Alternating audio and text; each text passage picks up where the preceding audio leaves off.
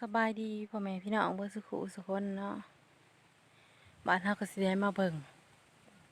วิธีการลงเตาเนาะเอาพื้นลงไปเรียงอยู่ในเตาเฮ็ดแนวใดเพิ่นจังสิให้ไฟมันไหม้เบิดคูโดนนะจังสิบ่เป็นขี้เถ้าก็ไปเบิ่งเนาะตอนนี้พอน้องหวีเพิ่นก็กำลังค้นฟืนไปให้อ้ายผู้เพิ่นอยู่ในเตาอ้ายเพิ่นผู้อยู่ในก็ไปเบิ่งนํกันเลยเนาะ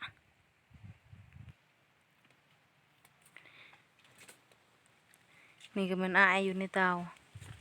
เราเป็นคนเลี้ยงพื้นเลี้ยงโดนพื้นนะพอน้องวีเป็นคนเอาพื้นมาให้เราเลี้ยงคือต้องเลี้ยงให้มิดชิดเลย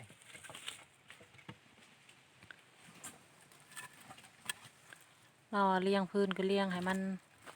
มิดชิดให้มันติดกันเราให้มันเป็นทรงหว่าง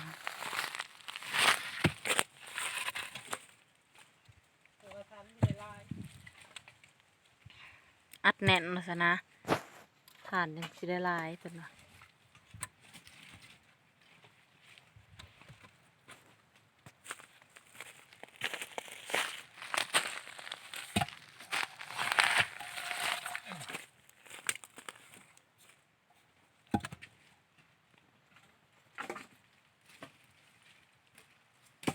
เราอยู่ในเตาก็เย็นดี อากาศบ่เขา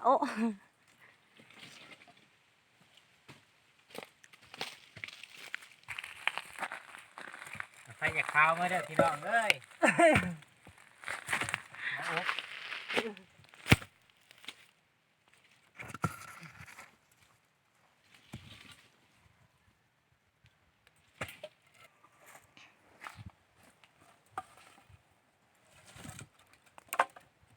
พอน้องวีกับเพื่อนผู้คนพื้นให้ก้าวเบิดบอลได้อีกเท่านึงได้อยู่ได้อยู่สองละได้อยู่สองเตาลงอีกเถื่อหนาจังสิเบิด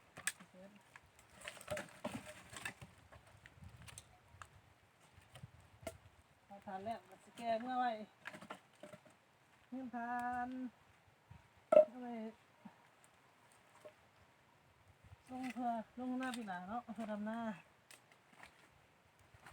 ทำแหล่งของกับนี่ไว้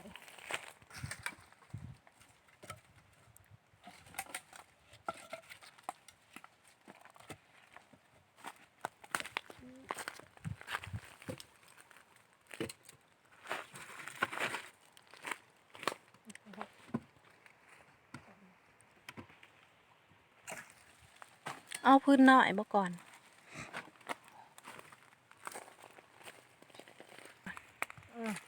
คนตันตัวหน่อยตัวใหญ่ครับกัน ขึ้นใหญ่เท้าลงหมดคือผัก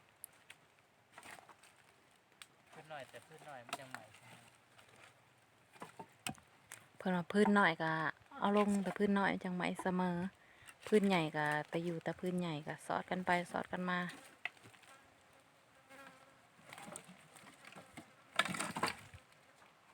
โอ้ยมาแบกไม่ทันเด้อพี่น้อง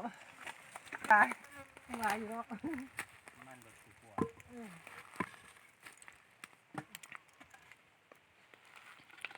เราบอกว่าประมาณรถไถกว่าเต็มเตาเต็มเนาะ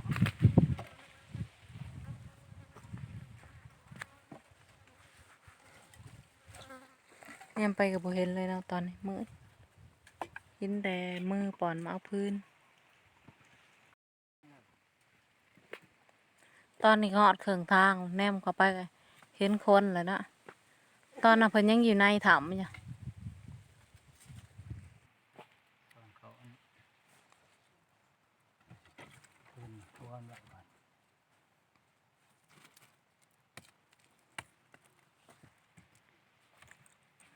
ก็มาเบิ่งอ้ายเพิ่นเนาะเพิ่นจัดเรียนก็ได้ครึ่งละ น่าจะครึ่ง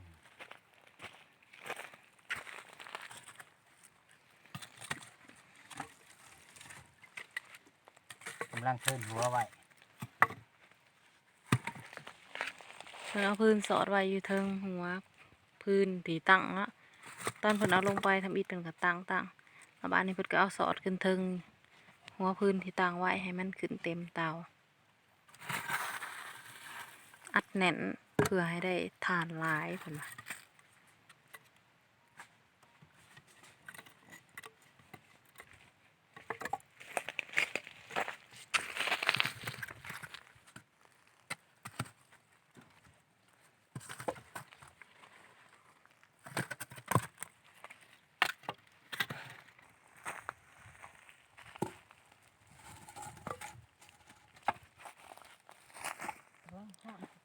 ตอนนี้กองพื้นก็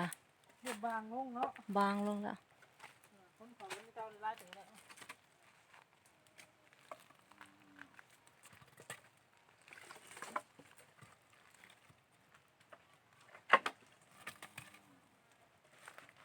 ก็เรือหน่อยลงกว่าเก่าเนาะ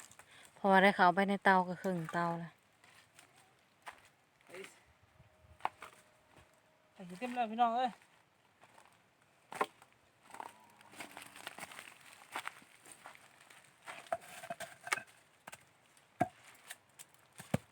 มีคนเต้ากับเพื่อแต่เพื่อแตนเนาะ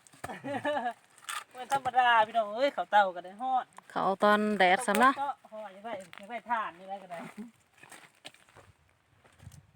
จักขี้พุ่นควันเตาเนาะเขาดังเขาปาก คนขาวๆกับเป็นดำเนี่ยบ่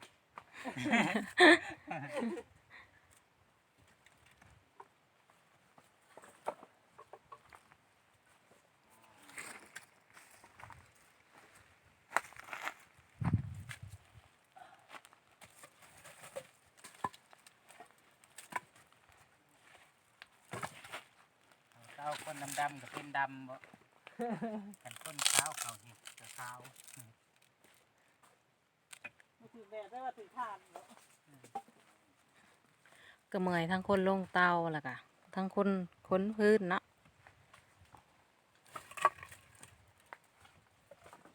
เหงื่อไหลไข่ย่อยฮ้อนแดดนำภูเขาเตาแห่งกะอบอ้าวขี้พุ่นเขาปากเขาดัง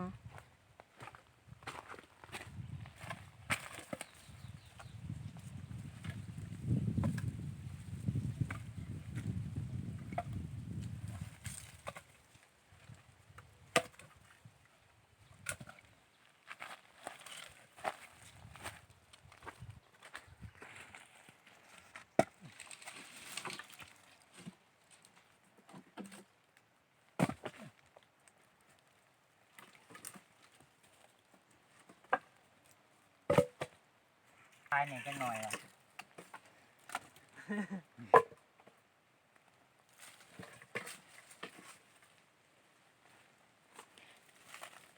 พุบขี้พุ่นเอาเนาะเพราะว่า หายใจ เพื่อให้ ที่มัน เตา ร้อน สะอาด เลย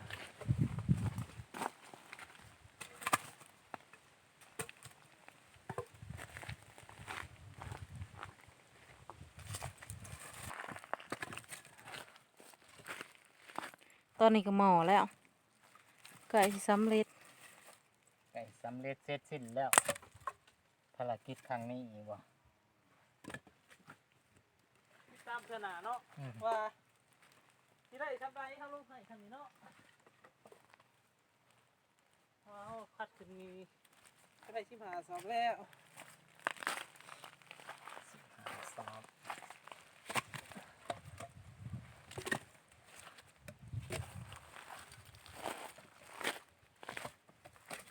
ต้นทุน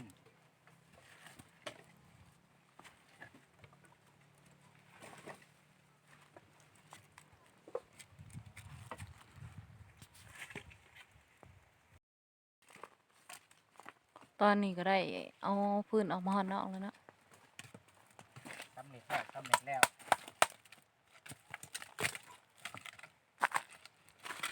พี่น้องซอยกันแน่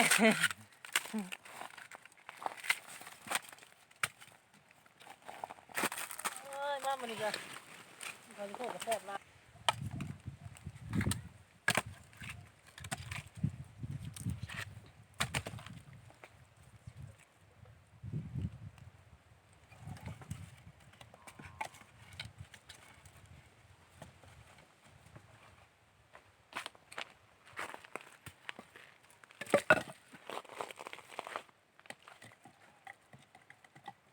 ใส่บุเต็มไปเถื่อเนาะ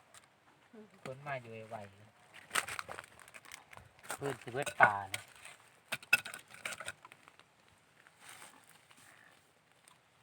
ตัวนี้เอาใส่อยู่ โบได้ใส่ บ่เอาใส่ละนาง พอพี่น้องมาเบิ่งเนาะก็ยังอีกน้อยหนึ่งก็แล้วเพิ่นก็สิคนใส่จนเต็มปลอ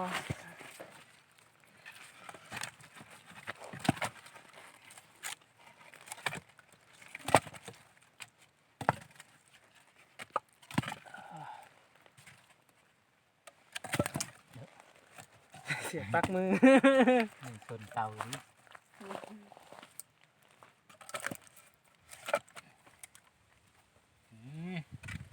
ก็จะได้พ้นแล้วอีกเกิน3 วันเห็นผล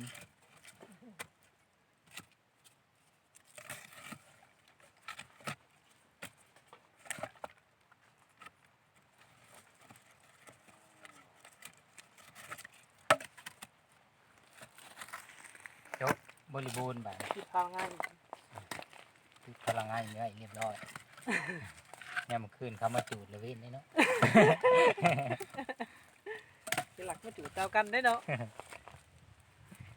จูดให้ข้องเขาอะใส่ขึ้นให้ขาดเนี่ยเอาก่อนนะเอาก่อนนะจังบาทเนี่ย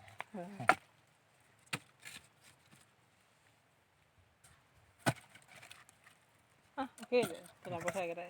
เดี๋ยวมือ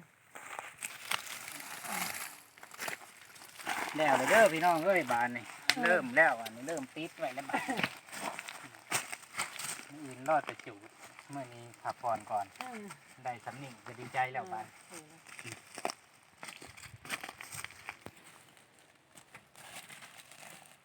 นี่คือกวางกว่าเก่าว่ะบาน อย่าหอกกันเลยเจ้าห้องก็ยืดออกมาเลยเนาะ นี่ตัวไฟอยู่วางอะไรประมาณนี้เนาะ นี่ นี่เลย นี่วะ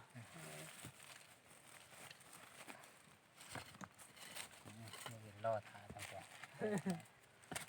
จูดพ่ออย่างหาปลามาย่างกินข้าวเที่ยงอยู่ที่มือ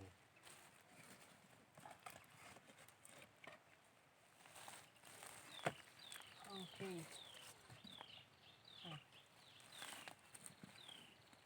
ขึ้นเนี่ยปี มือแรงไปไต่ปูกันบ่พี่น้องเอ้ย ยิงปูพายมาลาบบ่ แกเมื่อย ก็เซ็ตเป็นทีเรียบร้อยแล้วบ้านมื้ออื่นก็สิได้เอากอยขี้ต้มมาอบแล้วก็ดังไฟใส่เลย การบ่มีคิดฮอดมาไว้เด้อพี่น้องทานบ่มีคิดฮอดมาไว้เด้อ ต้องทาน FC เนี่ยให้เอาให้ไปดังซื้อบ่ได้เอาเงิน FC น่ะเนาะอ้าวเรียบร้อยแล้ว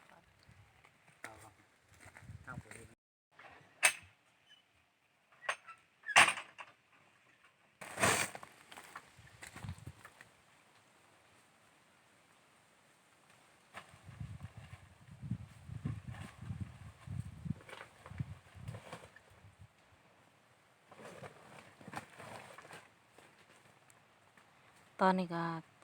ลงเอาพื้นลงเตาก็เซ็ตเป็นทีเรียบร้อยแล้วเนาะ สับกันไปนำนี่มีฐานหมุน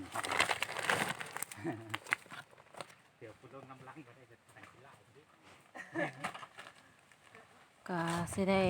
พากันเอาถ่านขึ้นรถไถแล้วก็สิได้เมื่อแล้วบัดนี้ก็อายก็มาไว้เป็นก็ได้ซอยกันเอาเป็นผู้หนึ่งเป็นผู้เลี้ยงผู้หนึ่งเป็นผู้เอาขึ้นเราก็สิได้พากันเมื่อบ้านละบ้านแล้วเบิดแล้วเนาะมื้ออื่นก็จังสิได้มาจุดเตาใหม่ก็กด Subscribe กดกระดิ่งให้ในเด้อพ่อแม่พี่น้องเป็นกำลังใจให้ในเด้อ